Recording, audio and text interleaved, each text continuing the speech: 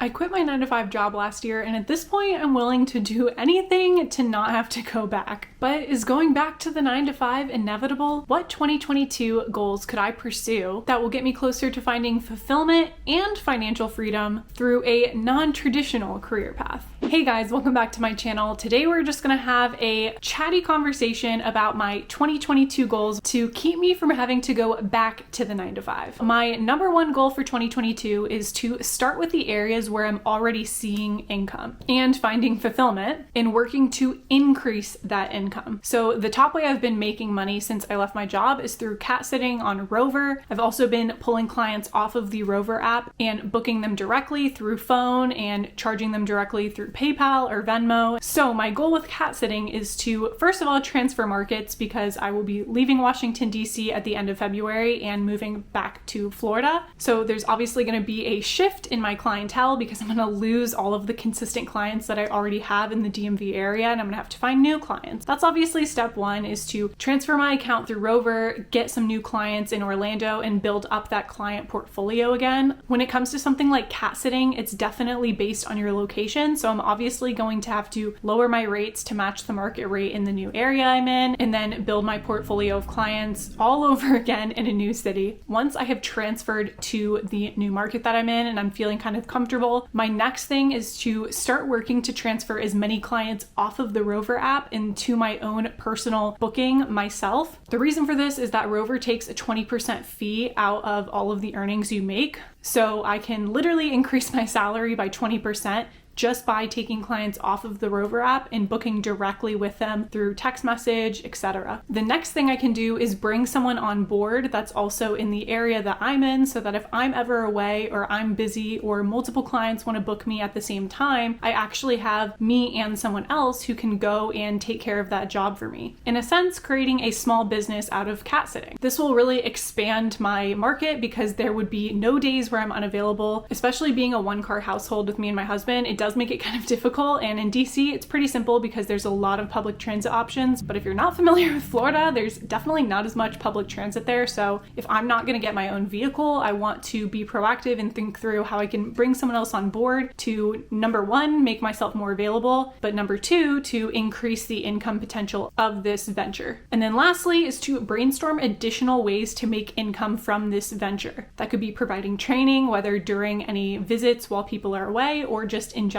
consistent training. That could be by doing acclimation walks with cats, helping them with leash training and going outdoors more if the owner wants that. Or it could be as simple as offering to bring new toys whenever I go to new jobs and charging an extra small fee for a toy rotation of some sort, especially for repeat clients. So as you can see, the main thing with this goal is to really think like a business owner with any venture I'm doing and brainstorm ways that I can really expand these ways I'm already making money to make more money and make it a bigger portion of my revenue stream. So the next area I'm making money is YouTube, which is what I'm doing right now. I have tons of ways that I'm planning on expanding this YouTube channel and working on it further to increase the income I make from it. Currently, I'm making about $100 a month from ad revenue through specifically YouTube and Google AdSense, but there are a million ways to monetize a YouTube channel besides just running ads on your videos. The more structured and organized and consistent your YouTube presence is, the more opportunities there are to make money. People want to know what to expect when they come to a YouTube channel. They don't want to be constantly surprised and disappointed from a channel that they subscribe to. It really is a trust-based relationship, just like with a business. So the first way I want to work on my YouTube channel with this goal is by focusing on AdSense revenue, because that is where I'm currently, again, seeing income, and thinking through ways that I can grow that income. To me, the most obvious is to create an actual content strategy and get as consistent as possible with my YouTube videos. And these are some of the things I've already worked on this year. I've worked on creating content pillars or specific topics that I talk about on my channel so people know what to expect when they come here. Having a specific channel one-liner for videos or descriptions, or just to tell anyone if someone asks you, oh, what's your YouTube channel about? You want to have a 1 to 2 sentence description that can describe exactly what you talk about on your channel. And creating a story brand, which is from the book Building a Story Brand by, I think it's Donald Donald Miller. And that is all the branding portion, or like the business background side of YouTube, that I want to work on. Next is just improving my content in general. There's specific key areas I want to focus on, such as thumbnails, titles, intros, overall video retention, or the percentage of a video that my viewers watch, scripting, storytelling, and just overall camera presence. Working on all of that I just described with my YouTube channel will definitely help with the overall exposure of my channel. It should help to increase views, bring more people to my channel, because I'm focused and YouTube knows who to show my channel to. So we can build this community, expose more people to my story, which not only helps you guys, but also helps me. And then the second piece to YouTube is to just brainstorm other ways to monetize my channel. Like I talked about, there's literally 1,000,001 ways that you can monetize a YouTube channel, but I want to start thinking about other ways I can do it, and not just focusing on the income side of it or how much money I can make, but focusing on the fulfillment side of it. What are other ventures that I want to pursue that would mesh with my YouTube channel and my community really well? What are ways that I can provide value for you guys that will also provide value for me? And then of course you have the typical ones. You have sponsorships, you have affiliate marketing, the ones that most YouTubers or influencers partake in. Although my channel is still pretty small, this community is still pretty small, it doesn't mean that I can't position myself to brands, to work with brands that I already use and have a win-win situation. So besides cat sitting and YouTube, the other thing I would consider here is, as the year goes on, if there's anything that starts to make me an income that I, one, find fulfilling, and two, is bringing me closer to financial freedom, then I want to go through the same process with that new thing, brainstorm ways I can expand it, increase the revenue I get from that stream, and so on and so forth. The second goal I have for 2022 is to explore my interests. Specifically with this one, I want to not be so stressed about the concept of focusing on one thing. The more and more I learn about entrepreneurship and starting your own business, the more I keep hearing that success comes to people who don't quit, and quitters never have success. Basically, the sentiment is you don't pick one thing, pursue it and pursue it and pursue it, and eventually just become successful. Most people who have successful businesses had 20 failed businesses before their successful one. Really, the point here is not getting so hung up on trying to find that one perfect thing, just like with your 9-to-5 job. We get so hung up on having to pick our specific major and then complete that degree, go down that career path, and end up feeling stuck anyways. Even if you feel success, such as me, I went through the whole engineering route, got a great job, moved to a great city, and realized I wasn't even enjoying it, and I did all of that work for what? Success? At the end of the day, success becomes a pointless matter if it's not bringing you some type of fulfillment. So in 2022, I just want to fully allow myself to explore all of my interests. In the past, I've been interested in starting a coffee stand at a farmer's market, selling baked goods, becoming a freelance personal assistant or virtual assistant, developing an app, becoming a freelance writer, doing productivity consulting, or doing social media management and marketing management, becoming a life coach, or investing in real estate, or even becoming a licensed realtor. One of my interests I had for a really long time was making YouTube videos, and I have explored that interest, and I found that I actually really enjoy it. Another one is selling thrifted clothing online. I love thrifting. I love finding vintage pieces. Point is, the more things that we try out that we're interested in, number one, the more knowledge we gain. Number two, the more experiences we have. And number three, the more we learn about ourselves and know what we like, what we don't like, and how to move forward with our lives. Quick pause to say that if you're enjoying this video and you're gaining value out of it, if you would just hit the like button for me, it would really help me out and help spread this video to more people who need to see it. Now, back to the video. My third goal for 2022 is to increase my education. And no, I don't mean going back to school or getting another degree or any of that. What I mean is finding mentors. Mentorship is so important. You can learn so much from someone who's doing what you think you want to do. Not every person is going to be a great mentor, but you can always interview someone who's successful. Set up a coffee chat with them and just ask them questions. Don't overthink it too much. It's not a job interview. You're just picking their brain about what they're doing. You're learning the things that they like, that they don't like about their job and their business. For example, I could go interview a realtor and ask them their pros and cons of the process and what they've learned through it. I could interview an app developer who's made multiple successful apps or made multiple failed apps and pick their brain about what they learned from the experience. Or I could meet up with someone who sells coffee at the farmer's market and ask them how they got started, what to do, what not to do, and how they would change the process if they went back to the beginning. I could go on, but there's plenty of things that you can ask people who have the experiences that you think you want. It's so easy nowadays to go on social media and see all of these successful people in all of these different areas of life, all of these career paths, and think, wow, I want that. That's what I want to do. But the reality is, most of those things you see, if you actually went out and did them, you wouldn't enjoy them. Instead of being so back and forth, running in all these different directions because you see all of these potential options and you always feel like you're missing out on something, just talk to the people that you see that you're like, I want to do that. Let's not get so caught up on seeing someone else and wanting what they have. Let's see someone else, want what they have,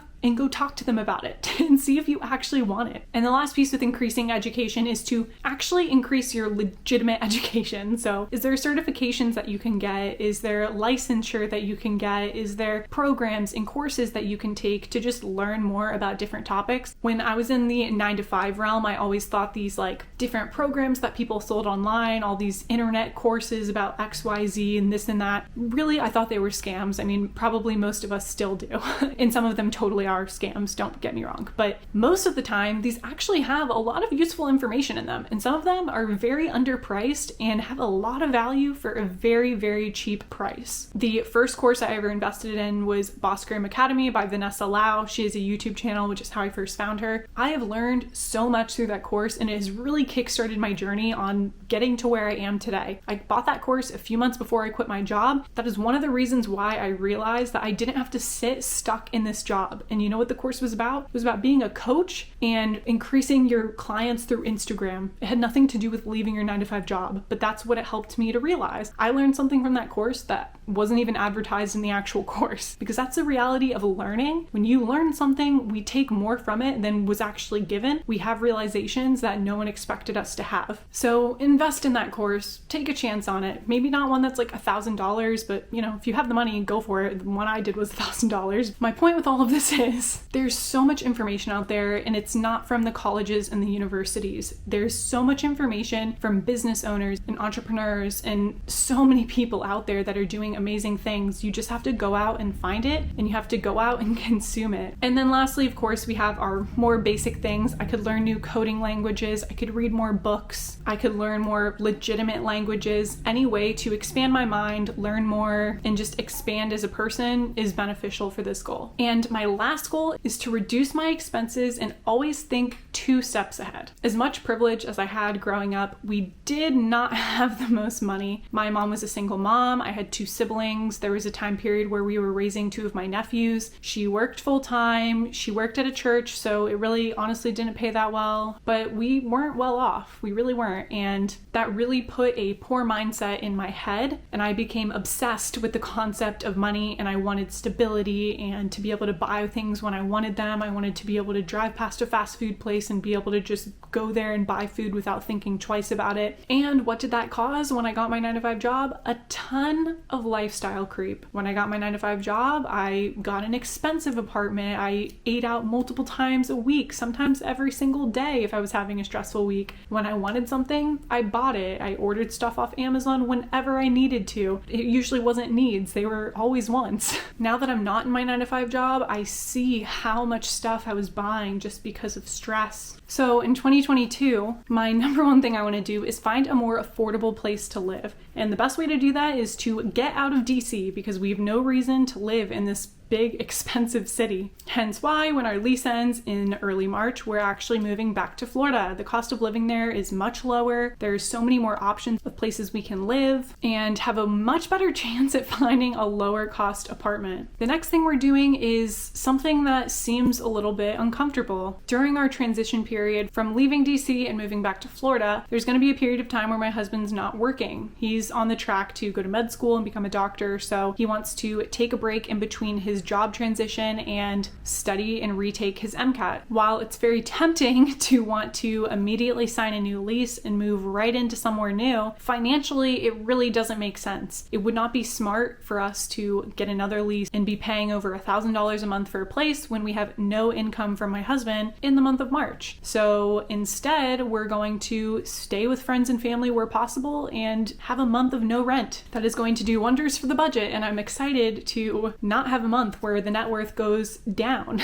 Hopefully I'll still be able to make money during that month. I can always do Instacart down in Florida, which is like my backup that I always use to make some money. And hopefully I can find some cat sitting jobs down there as well. Going along with the idea of staying 2 steps ahead is thinking about my husband's tuition costs for medical school. He went to school in Florida, so his chances of getting into a medical school in Florida are much higher than going to a different random state. If we have an address in Florida, not only does that increase his chances of getting into a school, it also decreases the cost of tuition. Medical school also has in-state and out-of-state tuition prices, so if we're able to live in Florida for a year before he starts school, that's going to reduce our expenses so much for the 4 years that he's in medical school. Although it's in a sense out of our control which schools he gets into, since the highest probability is that he would go to a school in Florida, why not live in Florida for the year before so we can actually get in-state tuition? And then lastly, saving for a down payment on our first home. Our goal with our first home is to get a duplex to do some house hacking. So if we want to stay 2 steps ahead, it only makes sense that we obviously continue saving now. I say continue because we've been saving, but the more we can save, the better, and the better chance we have at getting a great property that meets the investment criteria that we're looking for when we get this duplex. If you want to know a bit more about our house hacking plans as well as our other financial goals, then you would want to check out this video where I go in detail about all of my financial goals for 2022 and how I'm trying to set myself up for success to reach financial freedom. But that's all I have for you guys in this video. Thank you so much for watching. Let me know in the comments down below what you learned in today's video, and I'll see you guys in the next one.